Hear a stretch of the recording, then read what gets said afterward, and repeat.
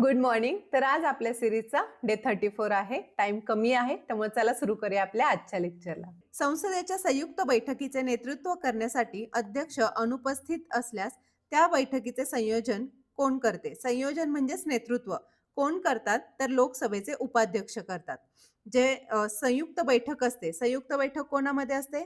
तर राज्यसभा आणि लोकसभा यांची संयुक्त बैठक असते. ह्यांचे नेतृत्व कोण करतात? तर लोकसभेचे अध्यक्ष करतात. आता लोकसभेचे अध्यक्ष कोण आहेत? ओम बिर्ला. आणि संयुक्त बैठक हे कोणत्या कलमाअंतर्गत भरवली जाते? तर ती संयुक्त बैठक कलम 108 अंतर्गत भरवली जाते. आता संसदेच्या संयुक्त बैठकीचे नेतृत्व करण्यासाठी जर अध्यक्ष सुद्धा अनुपस्थितीत असतील आणि लोकसभेचे उपाध्यक्ष सुद्धा अनुपस्थित असतील, तर अशा वेळी त्या बैठकीचे नेतृत्व कोण करते? तर अशा वेळी राज्यसभेचे उपसभापती त्या बैठकीचे नेतृत्व करतात. सभापती नाही, उपसभापती. आता राज्यसभेचे पदसिद्ध अध्यक्ष कोण असतात? तर ते असतात आपल्या भारताचे उपराष्ट्रपती. आणि आता भारताचे उपराष्ट्रपती कोण आहेत? तर CP राधाकृष्ण. आता मला सांगा, उपराष्ट्रपती हे कोणत्या कलमाअंतर्गत निवडले जातात? आणि ह्याचं कलम राष्ट्रपती, उपराष्ट्रपती, पंतप्रधान, राज्यपाल ह्यांचं मी खूप वेळा ह्यांचं कलम घेतलं आहे आणि खूप इम्पॉर्टंट आहे. ह्याच्यावर प्रश्न येतातच. आता ह्याचं उत्तर मला प्रत्येकाने द्यायचं आहे. नेक्स्ट क्वेश्चन बघूया. ऑपरेशन सागर बंधू कोणत्या देशाला मदत करण्यासाठी सुरू करण्यात आले आहे? तर ऑपरेशन सागर बंधू हे श्रीलंका येथे चक्रीवादळ आलं आहे, तर तिथल्या लोकांना मदत करण्यासाठी आपल्या भारताने हे मदत कार्य करण्यासाठी हे ऑपरेशन सुरू केलं आहे. आता श्रीलंका येथे कुठलं चक्रीवादळ आलं आहे? तर त्या चक्रीवादळाचं नाव आहे दित्वाह. आणि या चक्रीवादळामुळे श्रीलंकेमध्ये पूर, पाऊस खूप प्रमाणात झाला आहे आणि त्यामुळे तिथलं सगळं जनजीवन विस्कळीत झालं आहे. म्हणून भारताने त्यांना मदत करण्यासाठी भारतीय नौदलातर्फे INS विक्रांत आणि INS उदयगिरी यांच्या माध्यमातून मदत पाठवली आहे. आता INS विक्रांत हे काय आहे? तर हे भारताचं पहिलं स्वदेशी विमानवाहू युद्धनौका आहे आणि हे भारतीय नौदलाचं सर्वात मोठं आणि अत्याधुनिक म्हणजे मॉडिफाईड जहाज आहे. आता याच्यामध्ये फक्त आपल्या नौदलानेच सहभागी न होता आपल्या भारतातर्फे एअरफोर्स सुद्धा सहभागी झाला आहे. आणि एअरफोर्स म्हणजे विमानातर्फे आपल्या भारताने NDRFची 80 लोकांची टीम मदतीसाठी पाठवली आहे. आता NDRFची स्थापना ही 2006 मध्ये झाली, पण ती कोणत्या ऍक्ट अंतर्गत झाली? तर आपत्कालीन प्रणाली कायदा 2005 या अंतर्गत NDRFची स्थापना झाली आणि ती 2006 साली झाली. आता NDRFचा फुल फॉर्म काय आहे? तर तो आहे नॅशनल डिझास्टर रिलीफ फोर्स. ठीक आहे, लक्षात राहू द्या. तुम्हाला कसाही प्रश्न आला तरी सोडवता आला पाहिजे. नेक्स्ट क्वेश्चन बघूया. आता हा प्रश्न परीक्षेत येईलच असं नाही, पण काल आपली पोलीस भरतीचा फॉर्म भरायची शेवटची तारीख होती आणि त्यामुळं एकदम खूप जण फॉर्म भरत असल्यामुळं तिथं काय झालं की साईटवर ओव्हरलोड झाला आणि साईट बंद पडली. मग तेव्हा त्या साईटवर हा कोड येत होता.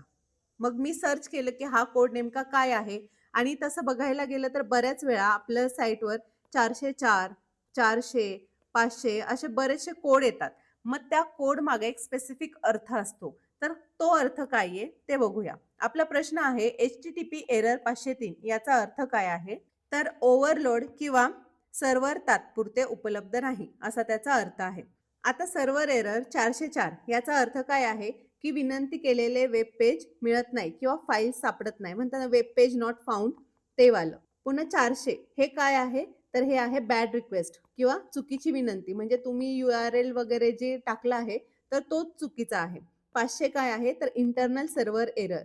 मग आता तुम्हाला मला आणखी कोणकोणते सांगायचे आहेत? 502, 504 हे तुम्ही मला सांगा. हे सुद्धा बऱ्याच वेळा येतात. ठीक आहे, आता आपण नेक्स्ट क्वेश्चन बघूया.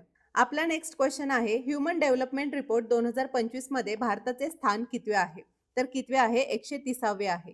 पहिलं कोणतं आहे? तर पहिलं आहे आइसलँड, सेकंड आहे नॉर्वे आणि थर्ड आहे स्वित्झर्लंड.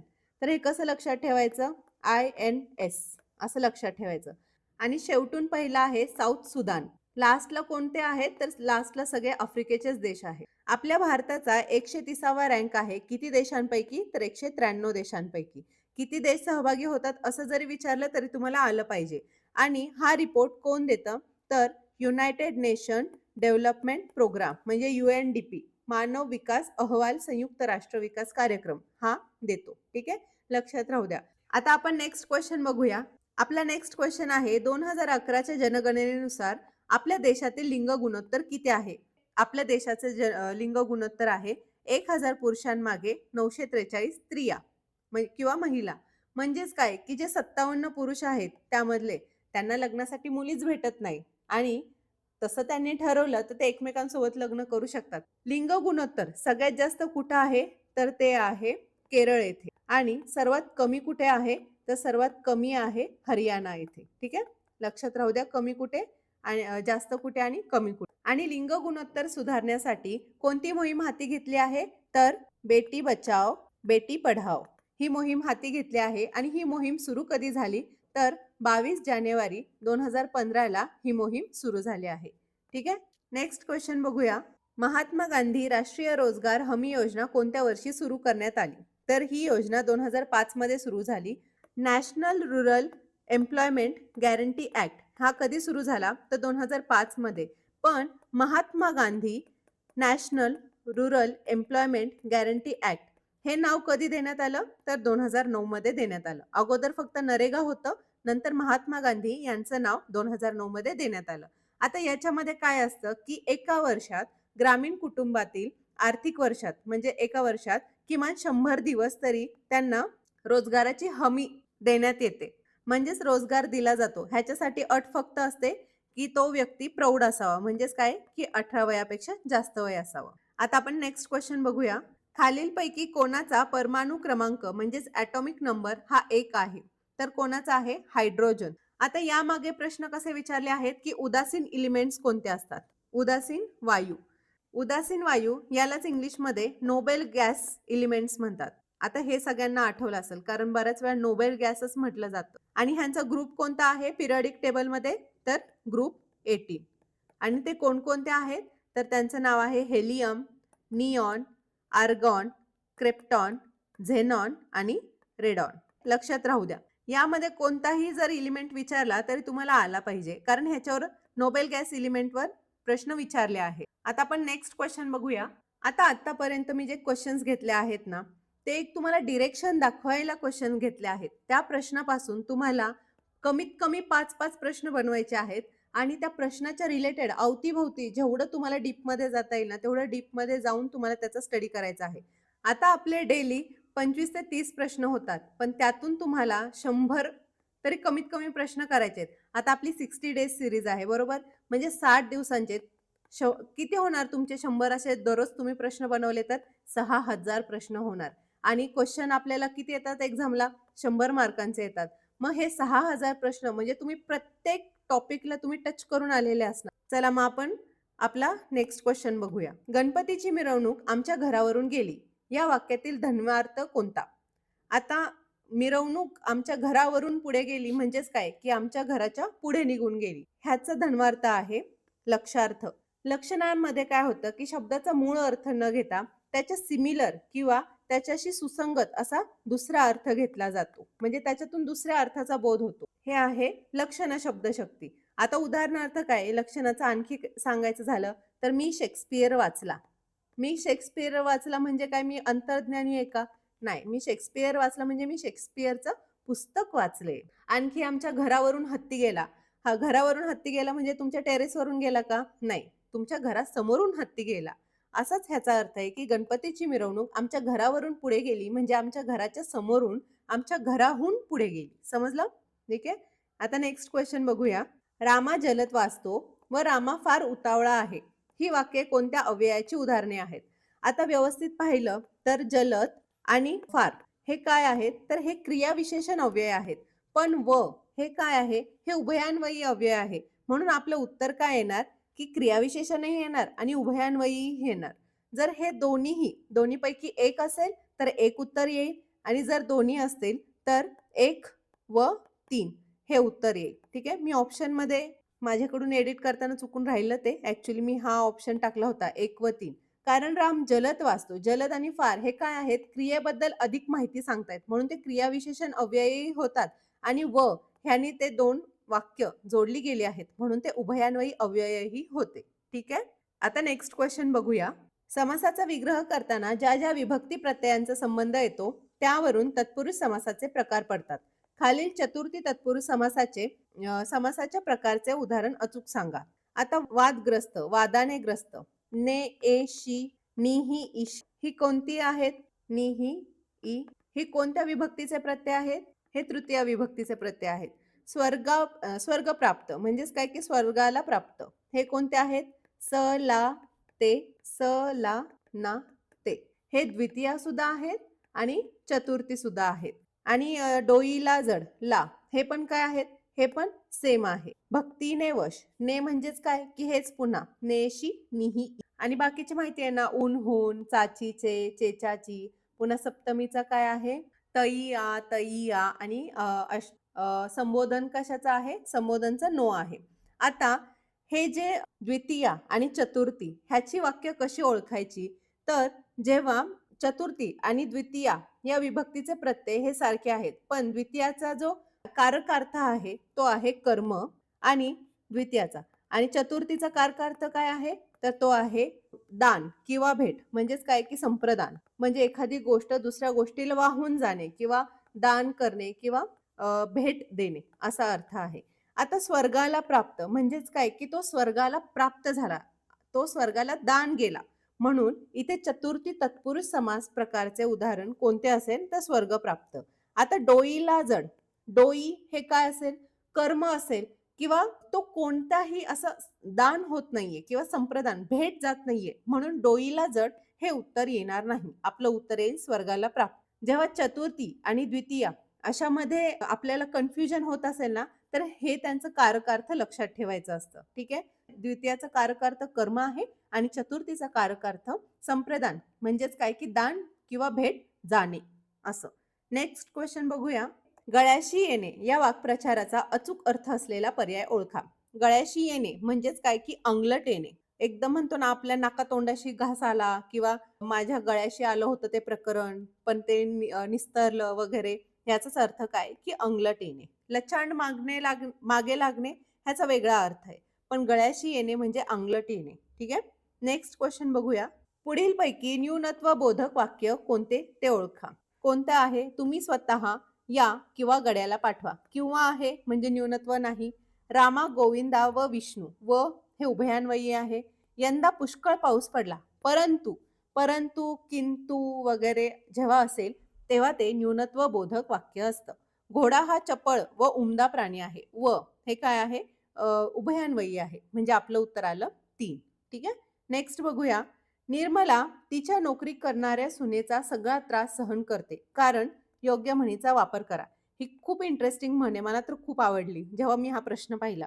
आता आपण एखाद्याचा खूप अन्याय सहन करतो. जर फॉर एक्झाम्पल आपल्या पोलीसमध्येच घ्या. आपल्याला पगार भेटतो म्हणून आपण आपल्या वरिष्ठांचं वगैरे ऐकतो किंवा बोलणी खातो वगैरे. आपण सगळं लक्ष म्हणजे सगळा त्रास सहन करतो. का करतो? कारण दुभत्या गाईच्या लाथा गोड. म्हणजेच काय की जर एखाद्या व्यक्तीपासून आपल्याला जर प्रॉफिट होत असेल किंवा आपल्याला काहीतरी नफा असेल, तर त्याच्या आपल्याला लाथा सुद्धा गोड लागतात. ठीक आहे, ती पैसे देते ना घरी, मग मी तिचा सगळा त्रास सहन करेल, असा त्यामागचा उद्देश असतो. ठीक आहे. घर फिरले की त्या घराचे वासेही फिरतात या म्हणीच्या विरुद्धार्थी म्हण तुम्हाला सांगायची आहे. आणि आता मराठीचं आपलं संपलं आहे, बरोबर. ह्याचं उत्तर तुम्ही मला कमेंट बॉक्समध्ये सांगायचं आहे. ह्या प्रश्नाचं उत्तर तुम्हाला कमेंट बॉक्समध्ये द्यायचं आहे. नेक्स्ट क्वेश्चन बघूया. वडिलांचे वय हे आई व मुलगा यांच्या वयाच्या बेरजे इतके आहे व त्या तिघांच्या वयाची सरासरी 20 आहे, तर वडिलांचे वय काढा. आता वडील, आई आणि मुलगा ह्यांच्या वयाची सरासरी किती आहे? 20 आहे, म्हणजे त्यांच्या वयाची बेरीज किती होईल? 60 होईल. पण वडिलांचे वय हे काय आहे? आई आणि मुलगा ह्यांच्या बेरजे इतके आहे, बरोबर. मग मी वडिलांच्या जागी आई किंवा मुलगा लिहू शकतो. म्हणजेच काय की मी वडिलांच्या जागी आई किंवा मुलगा लिहू शकते किंवा आई आणि मुलगाच्या ऐवजी वडील लिहू शकते. मग मी काय करते? वडील हे सिंगल वाटतायत म्हणून मी काय करते? आई आणि मुलगाच्या ऐवजी वडील लिहिते. मग आता काय होईल? वडील हे इथे येणार, वडील अधिक वडील बरोबर किती येणार? 60 येणार. 2 वडील बरोबर किती येणार? 60. वडिलांचं वय किती आलं? 30. डायरेक्ट आपलं वडिलांचं वय आलं म्हणून आपलं वय आलं 30. ठीक आहे. अशा एकदम सोप्या पद्धतीने तुम्ही गणितं सोडवायची आहेत. नेक्स्ट, आता सपोज एक संख्या आहे ए, दुसरी संख्या आहे बी आणि तिसरी आहे सी. तर जी पहिली संख्या आहे ही दुसरीच्या दुप्पट आहे आणि तिसरीच्या तिप्पट आहे. मग आता 2 आणि 3 चा लसावी काय आहे? तर त्या 2 आणि 3 चा लसावी आहे 6. ही बीच्या दुप्पट आहे म्हणजे बी आला 3 आणि सीच्या तिप्पट आहे म्हणून सी आला 2. आता तिन्ही संख्यांची सरासरी 44 आहे. सरासरी 44 आहे. मग 6x अधिक 3x अधिक 2x ह्यांची बेरीज किती येणार? 44 गुणिले 3, कारण 44 ही तिघांची सरासरी आहे, बरोबर? 6 आणि 3 9 2 11. बरोबर किती? 44 गुणिले 3. 11 चोक 44 आणि x ची किंमत आली 12. मग आपल्याला विचारलं काय आहे? तर पहिली संख्या काढा. पहिली संख्या कोण आहे? ए आहे. म्हणजेच काय? 12 गुणिले 6 12 72. 72 हे आपलं उत्तर आलं. ठीक आहे. नेक्स्ट बघूया. समीकरण आहे, सोडवायचं आहे. मी अगोदर ते लिहून घेते. 3चा 5वा घात, 3चा 2रा घात वजा 27. आता ह्याच्या अगोदर आपण इतके अवघड गणितं घेतली आहेत की हे काहीच नाही. आता घातांकाचा रूल वापरून मी काय करणार? 3चा 5वा घात वजा 2 वजा 27. 5तून 2 गेले 3 म्हणून 3चा 3रा घात वजा 27. 3चा 3रा घात काय आहे? 27 आहे. बरोबर ना? 3 त्रिक 9 9 त्रिक 27 आणि वजा 27. आपलं उत्तर किती आलं? 0. म्हणून ऑप्शन क्रमांक 1 आपलं उत्तर आलं. नेक्स्ट बघूया. आता आपल्याला एक सिरीज दिली आहे भली मोठी. काय आहे? 1 2 3 4 5 6 7 8 9 आणि गुणिले 9 केलं आहे आणि त्याचं काय गुणाकार दिला आहे इतका. मग आपल्याला सेम काय केलं आहे की 1 ते 9 पर्यंत संख्या दिली आहे आणि गुणिले काय दिलं आहे? ए दिला आहे आणि डायरेक्ट काय दिलं आहे? उत्तर दिलं आहे 2 2 2 2 2 2 आणि 2 2 2. मग आपल्याला ए ची किंमत विचारली आहे. आता जर आपण ऑप्शन व्यवस्थित पाहिले तर आपल्याला एक गोष्ट लक्षात येईल की कोणत्या संख्येने, म्हणजे जी पण XYZ संख्या असेल, ए जी संख्या आहे ती अशी संख्या आहे, तिच्या एककात अशी संख्या आहे जिला हे एककातल्या 9 ने गुणलं तर आपल्याला उत्तर काय आलं पाहिजे? 2 आलं पाहिजे. कारण एककात इथे काय आहे? 2 आहे. मग अशी कोणती संख्या आहे? 9 45 म्हणजे हे नाही. 96 54 4 येतं म्हणजे ही नाही. 7 9 63 3 येते म्हणजे ही नाही. राहिली 18. 8 9 72 म्हणजे 2 येतंय. मग मी डायरेक्ट उत्तर लिहिणार, कारण ह्याच्याशिवाय दुसरा ऑप्शन कुठला असूच शकत नाही आणि माझ्याकडे तेवढा वेळ नाही की मी 18 ने प्रत्येक गोष्टाला, म्हणजे प्रत्येक संख्येला गुणत बसू. मी डायरेक्ट माझं उत्तर लिहिणार 18. 18ला टिक करणार आणि ते बरोबर आहे 100%. समजलं? अशा वेळेस तुम्हाला एकक वगैरे तुम्ही एवढं म्हणजे अंकांशी खेळलं पाहिजे की तुम्हाला लगेच समजलं पाहिजे इथे शॉर्ट ट्रिक काय वापरू शकतो आपण. आता नेक्स्ट बघूया. नेक्स्ट सुद्धा समीकरणच आहे. 17/12 भागिले वजा 85 भागिले 36. आता आपण हे कसं सॉल्व्ह करायचं? ह्याला कशानेच भाग जात नाही, बरोबर? ह्या दोघांना. आता इथे काय करते मी? सरळ रूपात लिहून घेते. 17/12 भागिले आणखी काय आहे? वजा 85 भागिले 36. आता हे जे खालचे 36 आहेत हे वरती जाणार, अंशात जाणार आणि हे 85 आहेत हे खाली छेदात राहणार. म्हणजेच कसं होईल? 17/12 गुणिले ही वजाबाकी ॲज इट इज राहणार, बरोबर? कारण हे पूर्ण ह्याला दिलेली वजाबाकी आहे. म्हणून हे 36 अंशात जाणार आणि खाली राहणार 85 आणि हे वजा चिन्ह. आता गुणाकार आणि वजा ह्याच्यामध्ये सर्वश्रेष्ठ कोणता आहे? गुणाकार आहे. म्हणून आपण काय करणार? गुणाकार करणार. 12 त्रिक 36 17 85 म्हणजेच आपलं उत्तर काय आलं? वजा 3/5 म्हणजे ऑप्शन क्रमांक 4 हे आपलं उत्तर आलं. ठीक आहे. कन्फ्यूज व्हायचं नाही आणि हे वरती घेत आहे म्हणून हे वजा चिन्ह आहे ते कॅन्सल करायचं नाही. नेक्स्ट बघूया. जर 1 जानेवारीला 2024ला सोमवार असेल तर 31 डिसेंबर 2024ला कोणता वार असेल? आता इथे आपलं लॉजिक काय लागतं की 1 जानेवारीला जो वार असतो तोच वार कधी असतो? 31 डिसेंबरला असतो. मग 2024 हे काय आहे? तर हे नॉर्मल इयर नाहीये, बरोबर? हा नियम कधी लागू होतो? हा नियम नॉर्मल इयरच्या वेळेस लागू होतो. म्हणजेच काय की जेव्हा लीप इयर नसते तेव्हा. पण 2024 हे लीप इयर आहे. मग 1 जानेवारीला जर सोमवार असेल मग त्या पूर्ण वर्षात किती दिवस आहेत? 366 दिवस. म्हणजेच काय की जो 1 जानेवारीला सोमवार आहे त्याच्यामध्ये अधिक 1 होणार आणि 31 डिसेंबर कोणत्या वारी येणार? तर जर 1 जानेवारीला सोमवार असेल तर 31 डिसेंबर 2024ला कोण वार असेल? मंगळवार असेल, ट्यूजडे. समजलं? हे बेसिक लॉजिक लक्षात ठेवा. आणि आणखी तुम्हाला माहिती आहे का, 1 तारखेला जो वार असतो तो सेम वार कधी असतो? 29 तारखेला. लक्षात ठेवा. जेव्हा तुम्हाला जर 31, 30 असं वगैरे विचारलं तर तुम्हाला हे लॉजिक माहिती पाहिजे. हे लॉजिक माहिती असेल तुम्हाला हे लगेच समजेल. समजलं? 2 तारखेला जो वार असतो तो असतो 28 तारखेला, 3 ला असतो तो असतो 27 ला, असं उलट-उलट. कळलं? आता नेक्स्ट बघूया.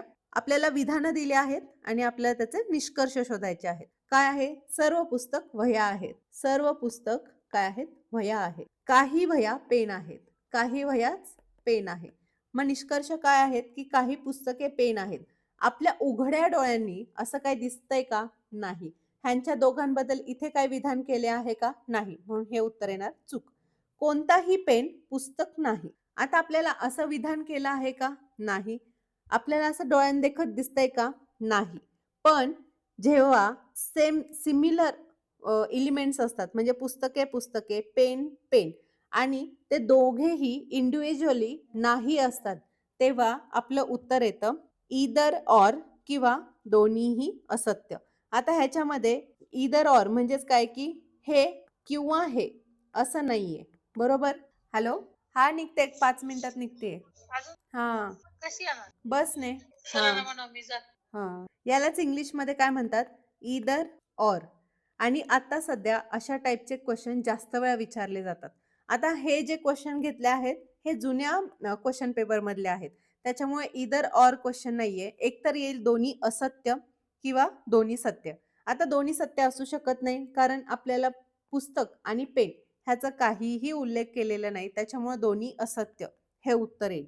पण आता जर बघायला गेलं तर म्हणजे आता लेटेस्ट पॅटर्ननुसार जेव्हा दोन्ही सिमिलर असतात, पुस्तक, पेन आणि दोघे इंडिव्हिज्युअली रॉंग असतात, तेव्हा आपलं उत्तर येतं हे किंवा हे म्हणजेच ईदर ऑर हे. ठीक आहे? नेक्स्ट बघूया. एका रांगेत मुलांच्या ओळीत मिजय डावीकडून कितवा आहे? 15वा आहे आणि अजय उजवीकडून 12वा आहे. उजवीकडून. जर त्यांनी त्यांच्या जागांची अदलाबदल केली तर विजय हा डावीकडून 22वा होतो. इथे विजय होता आणि इथे अजय होता. जर तो इकडून 22वा झाला, इथं ऑलरेडी किती आहेत? ह्याच्या इथे अलीकडे 14 आहेत. इकडे किती आहेत? 11 आहेत. बरोबर? आता ह्यांच्यामध्ये किती आहे? हे तर आपल्याला माहिती नाही. पण इकडे 11 आहेत आणि इकडून तो 22वा आहे. म्हणजेच काय की 22 अधिक 11 किती झाले? 33 झाले. बरोबर? मग आपलं उत्तर काय आलं? 33. आणखी एक दुसरी ट्रिक आहे की अजयचा डावीकडून कितवा नंबर आहे? 12वा. बरोबर? आणि विजयचा डावीकडून मग कितवा होतोय? 22वा. ह्यांची काय करायची? बेरीज करायची आणि त्यातून 1 वजा करायचा. ह्यांची बेरीज किती येणार? 34 वजा 1. किती आलं? 33. हेच आपलं उत्तर आहे. समजलं? नेक्स्ट क्वेश्चन आहे. एक आपल्याला अल्फा न्यूमरिक सिरीज दिली आहे आणि त्याच्यावरून आपल्याला प्रश्न सॉल्व्ह करायचे. आता बँकिंगचे IBPS, PO वगैरे ह्याच्यामध्ये हा खूप ट्रेंडिंगला आहे. म्हणजेच काय की TCS किंवा IBPS पॅटर्नमध्ये हा खूप ट्रेंडिंगला सिरीज असतात. ह्याच्यावर 5 प्रश्न विचारले जातात. म्हणून तुम्हाला एक ओळख व्हावी म्हणून मी हा क्वेश्चन घेतला आहे. आपला क्वेश्चन आहे, ही एक आपल्याला सिरीज दिली आहे आणि आपल्याला सांगितलं काय आहे? खालील मालिकेत अशा किती संख्या आहेत ज्यांच्या लगेच आधी एक चिन्ह आहे. मी चिन्हाला हे साइन वापरते बरं का. म्हणजे असं नाही की जिथं डॉलरचं साइन आहे तेच मी घेणार आहे. मी चिन्हाला असं साइन वापरते जेणे की मला समजतं की संख्येच्या लगेच आधी चिन्ह पाहिजे आणि लगेच नंतर काय पाहिजे? अक्षर पाहिजे. अक्षराला मी ए वापरते का? कारण अल्फाबेट्स असतात ना म्हणून. ठीक आहे? ही माझी सॉल्व्ह करायची पद्धत आहे. आता मी कसं सॉल्व्ह करणार? हे असं कुठं आहे हे बघणार. म्हणजेच काय? सिम्बॉल, नंबर, अल्फाबेट असं. अगोदर मी काय बघणार? सिम्बॉल शोधणार. का? कारण सिम्बॉल हे लगेच दिसतात ना म्हणून मी डायरेक्ट सिम्बॉल बघणार. सिम्बॉल इथं आहे. लगेच अगोदर काय पाहिजे? Symbol, number, alphabet. मी सिम्बॉल अगोदर का बघणार सांगितलं? कारण ते लगेच दिसतात. मग मी अगोदर सिम्बॉल बघते कुठे. सिम्बॉल इथं आहे, संख्या आहे आणि अल्फाबेट आहे. म्हणजे माझी ही एक पेअर झाली. बरोबर? एक पेअर झाली. सिम्बॉल, नंबर, अल्फाबेट ही दुसरी पेअर झाली. सिम्बॉल, नंबर, अल्फाबेट ही एक तिसरी सिरीज झाली. सिम्बॉल, नंबर, पण इथे 3 आहे, अल्फाबेट नाही. म्हणजेच काय की माझी इथली सिरीज तुटली, म्हणजे हे एक नाही येणार. सिम्बॉल, नंबर, अल्फाबेट म्हणजे ही एक सिरीज झाली. म्हणजे किती झाल्या? 1, 2, 3, 4. म्हणजे माझ्या अशा किती सिरीज आहेत? 4 अशा मालिकेत अशा संख्या आहेत, ज्या लगेच म्हणजे ज्यांच्या अगोदर लगेच सिम्बॉल येतं आणि ज्यांच्या लगेच नंतर काय येतं? अक्षर येतं किंवा अल्फाबेट येतं. म्हणून माझं उत्तर आलं 4. समजलं? खूप सोपं आहे. काही वेळेस असं येतं, की डावीकडून 5वी संख्या कोणती आहे? डावीकडून 5वी, तिच्या उजवीकडे 10वी अशी संख्या कोणती आहे? असं विचारतात. मग अशा वेळेस काय करायचं? डावीकडून असेल, तर ह्या संख्यांची बेरीज करायची. डावं उजवं असेल, तर वजाबाकी करायची. समजलं? आता नेक्स्ट बघूया. आपल्याला विधान दिलं आहे, पावसाळ्यात रस्ते निसरडे होतात. वाहन चालवताना वेग कमी ठेवा. ही वाहतूक पोलिसांची सूचना आहे. मग ह्याच्यावरून गृहीतके काय आहेत? पावसामुळे घर्षण म्हणजे फ्रिक्शन कमी होते. बरोबर ना? ऑइल वगैरे सांडलं असतं आणि त्याच्यावर पाणी पडल्यामुळं ते काय होतं, की टायर घसरतात. फ्रिक्शन कमी होतं. वेग कमी केल्याने अपघात टाळता येतात. म्हणजे जर घसरणार असतो तर आपण वेग कमी असेल तर लवकर आपली गाडी कंट्रोलमध्ये येईल. त्यामुळे आपलं उत्तर काय येणार? 1 आणि 2 दोन्हीही अंतर्भूत आहेत. नेक्स्ट तुमच्यासाठी हा प्रश्न आहे. खूप सोपा प्रश्न आहे. याचं उत्तर तुम्ही मला कमेंट बॉक्समध्ये द्यायचं आहे. भेटूया उद्याच्या व्हिडिओमध्ये.